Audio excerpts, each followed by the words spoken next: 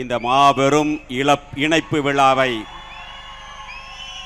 ஒரு மாநாடு போல தலைமையேற்று நடத்தி கொண்டிருக்கக்கூடிய கழகத்தினுடைய பொதுச் செயலாளர்,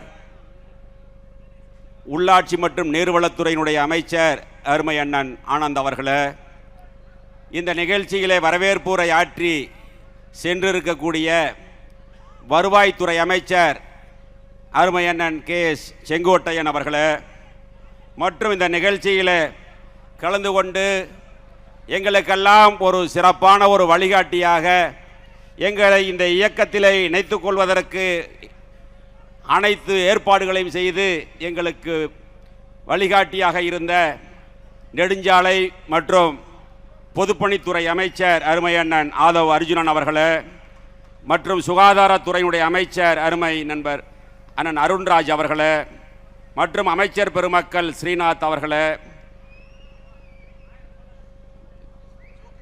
லோகேஷ் தமிழ்ச்செல்வன் அவர்களே, விஜய் தமிழ்ச்செல்வன் பார்த்திபன் அவர்களே, முகமது பர்வேஸ் அவர்களே, சி விஜயலட்சுமி அவர்களே, ரமேஷ் அவர்களே, திரு ராஜீவ் அவர்களே, மற்றும் இந்த நிகழ்ச்சியிலே கலந்து கொண்டு சிறப்பித்துக் கொண்டிருக்கக்கூடிய தமிழக வெற்றி கழகத்தினுடைய சட்டமன்ற உறுப்பினர்களே, அமைச்சர் பெருமக்கள் பி மதன்ராஜ் அவர்களே, ஜெகதீஸ்வரி அவர்களே, சட்டமன்ற உறுப்பினர்களே, இங்கே கழகத்திலே தமிழக வெற்றி கழகத்திலே தங்களை இணைத்துக் கொள்ள வருகின்றிருக்கக்கூடிய முன்னாள் சட்டமன்ற உறுப்பினர்கள், முன்னாள் அமைச்சர் பெருமக்களே, முன்னாள் உள்ளாட்சி பிரதிநிதிகளே, இங்கே அலைகடலாக வருகின்றிருக்கக்கூடிய அனைத்து இந்திய அண்ணா திராவிட முன்னேற்ற கழகத்தினுடைய ஆணி வேறாக திகழ்ந்த கழகத்தினுடைய இரத்தத்தின் இரத்தமான இளம் சிங்கங்களே, உங்கள் அனைவருக்கும் காலை வணக்கத்தை தெரிவித்துக் கொண்டு, புரட்சி தலைவரால் 1972 உருவான இயக்கம் அனைத்து இந்திய அண்ணா திராவிட முன்னேற்ற கழகம் என்ற மாபெரும் இயக்கம். அந்த இயக்கம் தோன்றிய வரலாறு தீய சக்தியை, திமுகவை ஒழிக்க வேண்டும் என்று உருவான இயக்கம். தலைவர் இருக்கின்ற வரை அந்த இயக்கம் ஆட்சி அதிகாரத்தில் இருந்தது. இந்திய வரலாற்றில் ஒரு பிராந்திய இயக்கம் கட்சி தொடங்கிய உடனேயே பாராளுமன்ற இடைத்தேர்தலில் வெற்றி பெற்ற வரலாறை படைத்த தலைவன் புரட்சி தலைவர் எம்ஜிஆர். அதன் பிறகு கோவை சட்டமன்றத்தினுடைய இடைத்தேர்தல். இந்த 2 இடைத்தேர்தலுக்கு பிறகு 1977 இயக்கம் ஆரம்பித்த 5 ஆண்டுகளிலே ஆட்சி அதிகாரத்தில் இருந்து 11 ஆண்டுகாலம் தமிழகத்தை ஆட்சி செய்தவன் புரட்சி தலைவர் எம்ஜிஆர் அவர்கள். ஆனால் இன்று அந்த வரலாறை உடைத்து ஒரு சரித்திர சாதனை படைத்தவர் புரட்சி தளபதி நம்முடைய தமிழகத்தினுடைய முதலமைச்சர் விஜய் அவர்கள் என்பதை நாம் நன்கு அறிய வேண்டும். இயக்கம் ஆரம்பித்த 2 ஆண்டுகளிலே தமிழகத்திலே ஒரு மாற்றத்தை ஏற்படுத்தி ஒரு அரசியல் புயலை உருவாக்கி, ஒரு அரசியல் மாற்றத்தை உருவாக்கி இன்று ஆட்சி அதிகாரத்தில் இருந்து தமிழகத்திலே முதலமைச்சராக இருக்கிறார் என்று சொன்னால் அது சாதாரண மாற்றம் அல்ல, ஒரு தலைமுறை மாற்றம் என்பதை நாம் புரிந்து கொள்ள வேண்டும். இந்த அரசியல் மாற்றம் என்பது ஒரு தலைமுறை மாற்றம். அதேபோல தலைவருக்கு பிறகு இந்த இயக்கத்தை வழிநடத்திய தங்க தலைவி புரட்சி தலைவி அம்மாவுடைய கொள்கையும் அதேதான். தீய சக்தி திமுகவை ஒழிக்க வேண்டும் என்று நோக்கத்தோடு தமிழகத்தினுடைய முன்னேற்றத்திற்காக தன் வாழ்நாளை அர்ப்பணித்த தலைவி தங்க தலைவி புரட்சி தலைவி அம்மா அவர்கள். அம்மாவுடைய மறைவிற்கு பிறகு இந்த மேடையில் வீட்டிருக்கக்கூடிய முன்னாள் அமைச்சர்கள், சட்டமன்ற உறுப்பினர்கள், அனைத்து இந்திய அண்ணா திராவிட முன்னேற்ற கழகத்தை சார்ந்தவர்களுடைய துணையோடு 4 ஆண்டுகள் 2 மாதம் அம்மாவுடைய அரசு நடந்தது.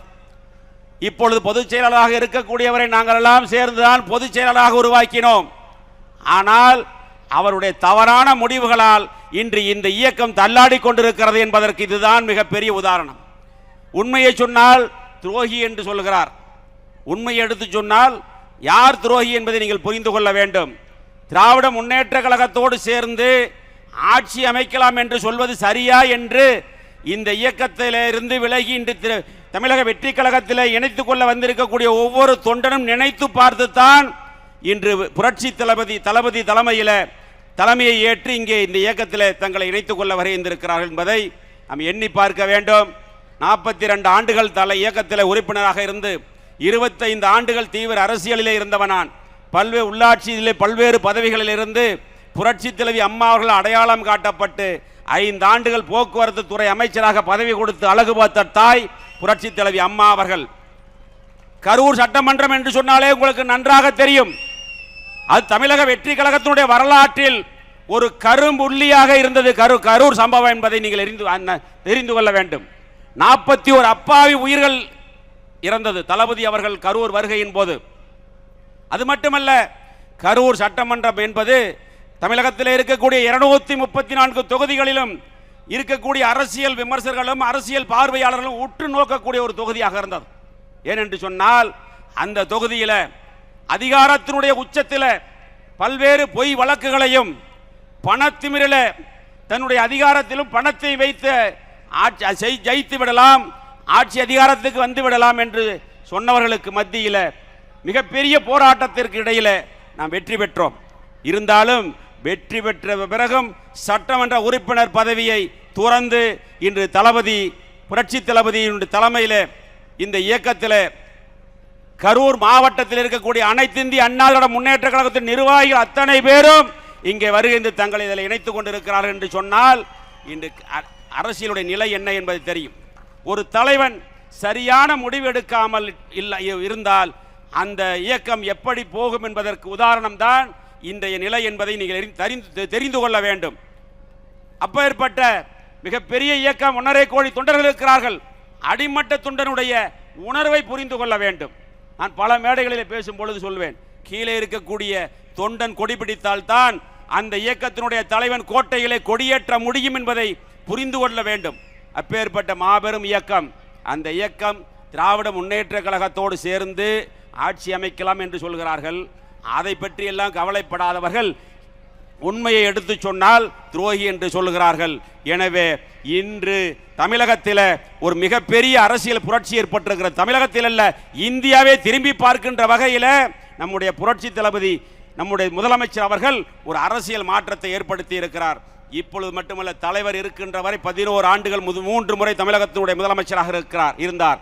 அதே போல இனிமேல் தமிழகத்தில் வெற்றி கழகத்தினுடைய ஆட்சி புரட்சி தளபதி விஜய் அவர்களுடைய ஆட்சி தான் தமிழகத்திலே தொடரும் என்று சொல்லி இந்த இணைப்பு விழாவில் கலந்து கொண்டிருக்கக்கூடிய அனைவருக்கும் நானும் 2 பேரும் விஜயபாஸ்கர், புதுக்கோட்டையும் விஜயபாஸ்கர், கரூரும் விஜயபாஸ்கர் என்று சொல்லி நாங்கள் இருவரும் மற்றும் மற்ற மாவட்டத்தை சார்ந்தவர்கள் இருக்கிறார்கள்.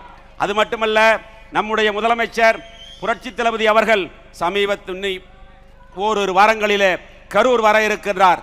அந்த கரூர் நிகழ்ச்சியிலே இன்னும் அலைகடலாக இருக்கக்கூடிய தொண்டர்களையும் அதில் இணைத்து இந்த இயக்கம் தொடர்ந்து வெற்றி பெறுவதற்காக உண்மையாக உழைப்போம் என்று சொல்லி இந்த இணைப்பு விழாவில் வருகின்றிருக்கக்கூடிய அனைத்து நிர்வாகிகளுக்கும், மேடையில் வீட்டிருக்கக்கூடிய அமைச்சர் பெருமக்கள், சட்டமன்ற உறுப்பினர்களுக்கும், என்னோடு வருகின்ற அனைத்து நிர்வாகிகளுக்கும் மீண்டும் ஒருமுறை நன்றி கூறி விடைபெறுகிறேன். நன்றி, வணக்கம்.